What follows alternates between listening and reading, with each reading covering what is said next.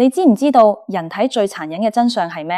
喺呢個社會，衰老根本就唔係由第一條皺紋開始，而係由你每日個餐盤開始。你以為自己只係喺度食緊一頓普通嘅飯，其實你每一口咬落去、吞落肚嘅，要麼係延續生命嘅燃料，要麼係加速衰老嘅催化劑，要麼就係一張提早寫好嘅死亡通知單。為什麼有啲人去到90幾歲，仲可以自己開車四處去，落田做嘢，思維敏捷，得像個20幾歲嘅年輕人？但有啲人才剛剛過咗60歲，就天天要去醫院掛號排隊，生活質素差到只剩返食藥同埋吸氧氣。很多人將呢啲歸結為命水唔好，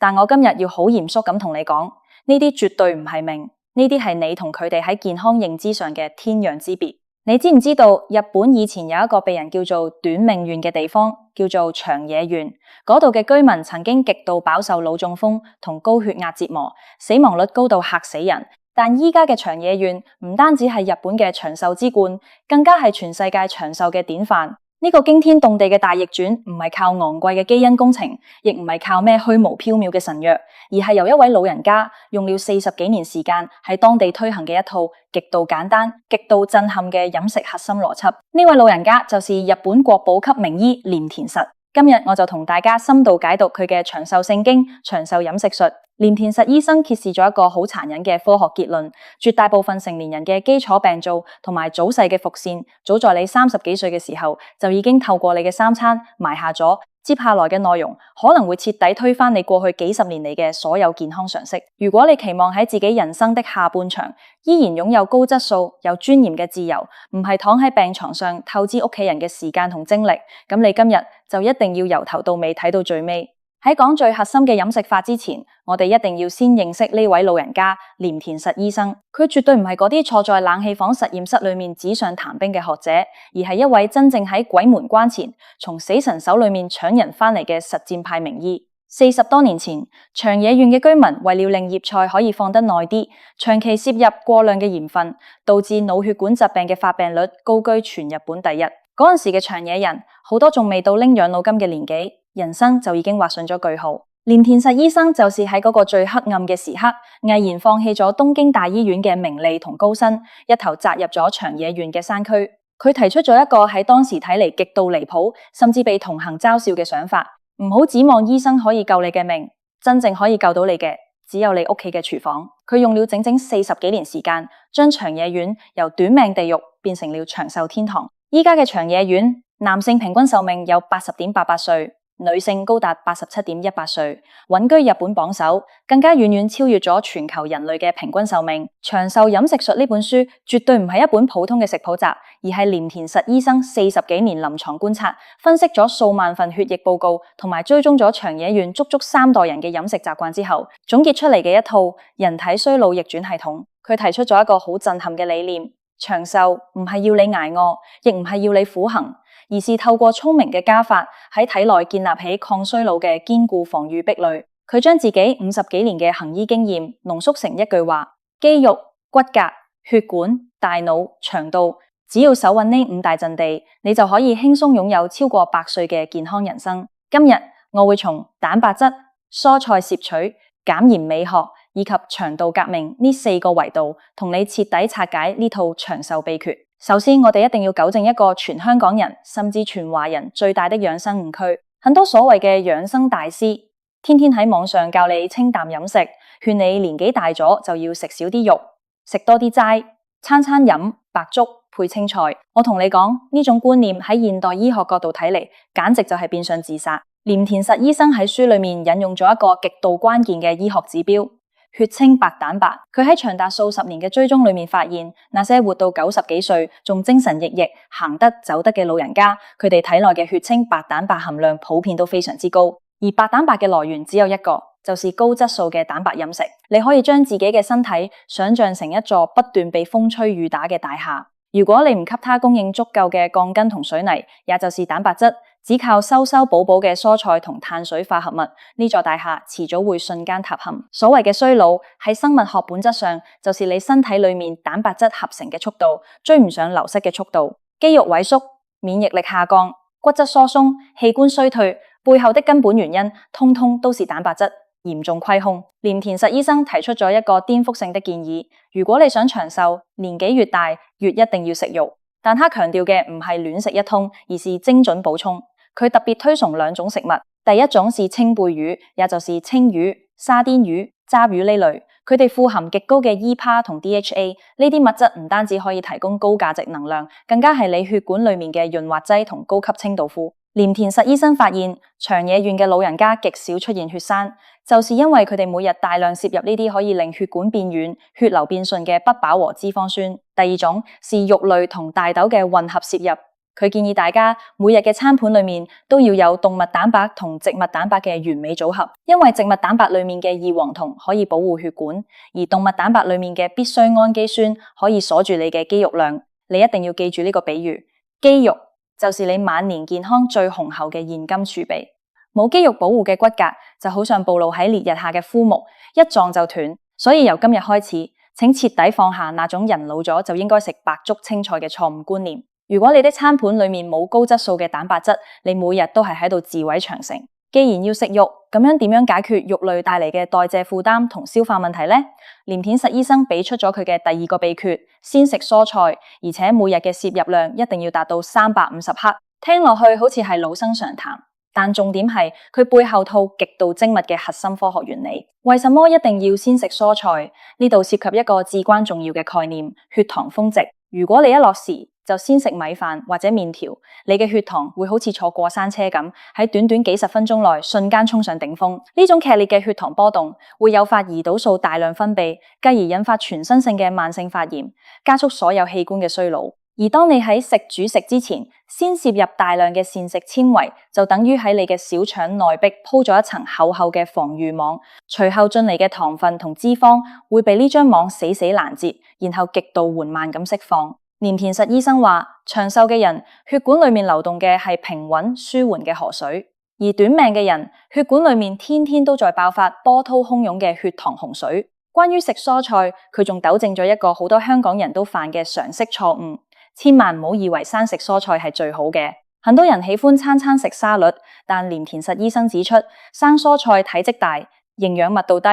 而且大量生冷食物落肚，會直接降低你嘅內臟溫度，從而大幅抑制你嘅免疫力。佢真正推崇嘅係溫熱蔬菜，透過微波爐稍微加熱，或者用快火輕微蒸熟、炒熟，蔬菜嘅粗纖維會瞬間軟化，你就可以好輕鬆咁攝入雙倍以上嘅分量，又唔會傷到脾胃。佢喺書中特別強調咗3種顏色的神級蔬菜。第一，紅色蔬菜，例如番茄、紅蘿蔔，富含番茄紅素同 β 胡蘿蔔素，呢啲係最強嘅天然抗氧化劑，專門喺體內捕捉同消滅破壞你 DNA 嘅自由基。第二，綠色蔬菜，例如西蘭花、小菜心，富含葉酸同大量微量礦物質，係你體內細胞自我修復嘅核心原材料。第三，黑色蔬菜，例如海藻、黑木耳，富含極高嘅水溶性膳食纖維，係你腸道內益生菌嘅最高級口糧。你一定要記住，蔬菜絕對唔係可有可無嘅配菜，佢係你身體呢台精密機器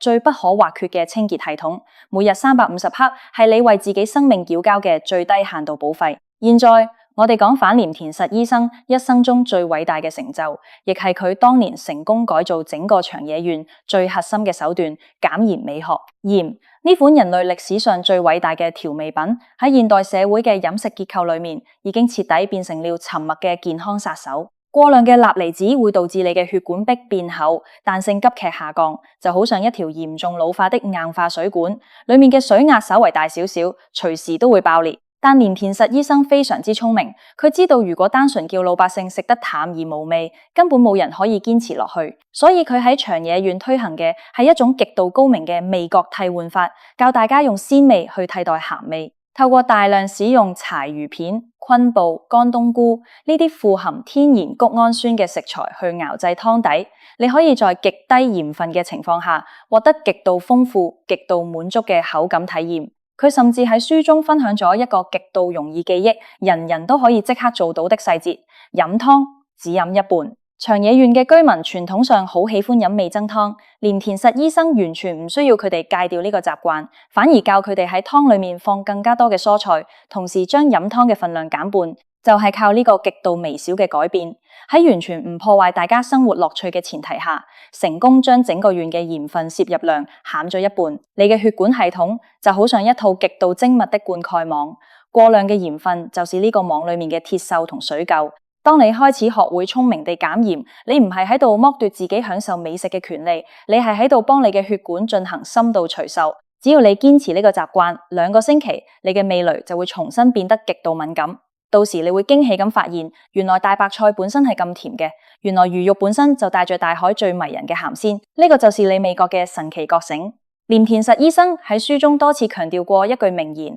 腸道唔老，人就不老。現代頂尖醫學已經證實，人體超過70%嘅免疫細胞，通通都集中喺你嘅腸道裏面。你嘅情緒、你嘅睡眠質素，甚至你晚年嘅認知能力，全部都深深受到你腸道微生態嘅控制。呢個喺醫學上叫做腦腸軸。長野縣居民長壽嘅另一個核心秘密，就藏喺佢哋每日都食嘅發酵食品裏面：味噌、納豆、乳酪、植物葉菜。呢啲食物裏面包含着數以億計嘅活體益生菌。鎌田實醫生將人體嘅腸道比喻成一個微型生態花園，你每天吃落肚嘅食物，直接決定咗呢個花園裏面住嘅係益生菌定係腐敗菌。如果你天天食大量嘅精製糖、高油炸物同埋超加工食品，你就是在用毒素餵養腐敗菌。佢哋會在你腸道裏面不斷產生毒素，透過血液循環流遍你全身，令你皮膚暗沉、反應遲鈍、精神慢性疲勞。相反，如果你每日補充發酵食品同優質纖維，你就是在精心培育益生菌，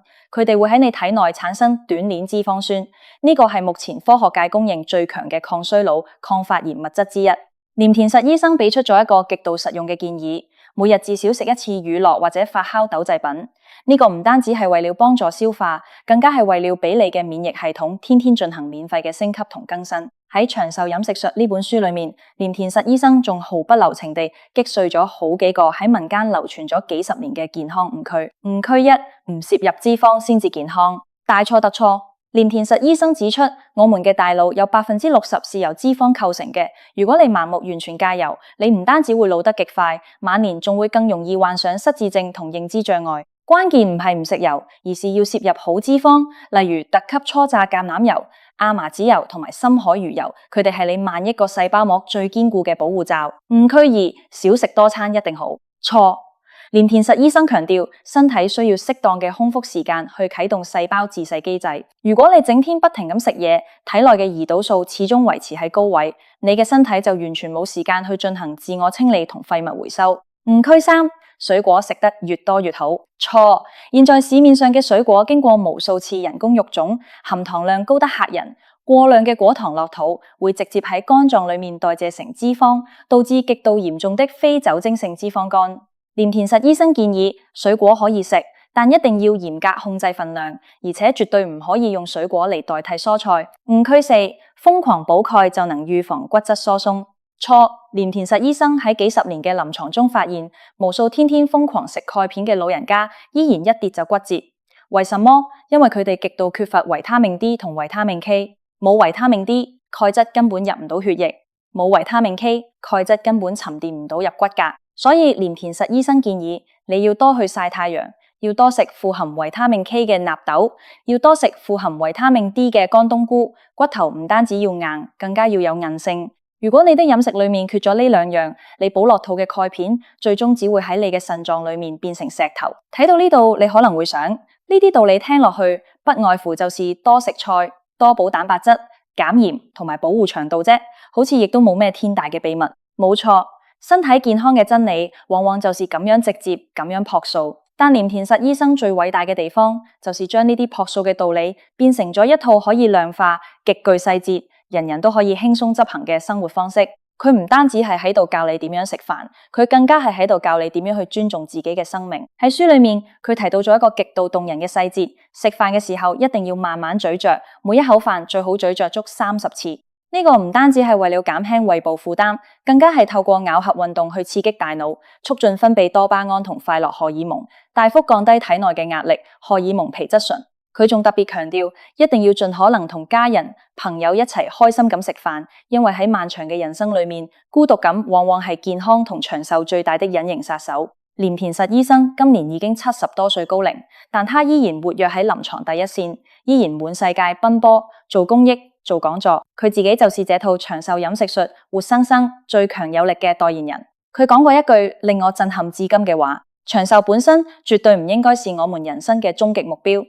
能夠健康、快樂、自由，非常有尊嚴咁活到最後一刻，才係我們生命嘅終極追求。我們喺呢個世界努力拼搏，辛辛苦苦工作，為了財富，為了名聲，為了給家人更好的生活。但如果失去了健康，呢一切終將只係過眼雲煙。你辛辛苦苦積攢落嚟嘅積蓄，喺醫院嘅重症監護室裏面，可能撐唔到幾天。你引以為傲嘅成就，喺病痛嘅折磨面前，會顯得毫無意義。所以，不如你今日就把呢套真正可以救命嘅長壽飲食術，分享俾你身邊最關心、最在意嘅家人同朋友，告訴佢哋唔好等病到倒落床嘅那一刻才去食藥，要把每日嘅食物當成最好嘅藥物。由今日開始，喺你嘅餐盤裏面多加一份優質嘅蛋白質，多加一把溫熱嘅蔬菜，少灑一匙鹽，給腸道補充一些優質嘅益生菌。呢啲看似微不足道嘅改變，喺日積月累嘅時間複利之下，會產生驚天動地嘅奇蹟。10年、20年之後，你一定會極度感謝今日做咗呢個決定嘅自己。到咗嗰個時候，你依然可以步履矯健咁行走喺陽光底下，看着同齡人已經老態龍鍾、疾病纏身，而你依然擁有完全掌控自己生命嘅最高級力量。呢個就是長壽飲食術帶給我們最高維度嘅認知。衰老或許無可避免，但究竟點樣去衰老，決定權永遠喺你自己手裏面。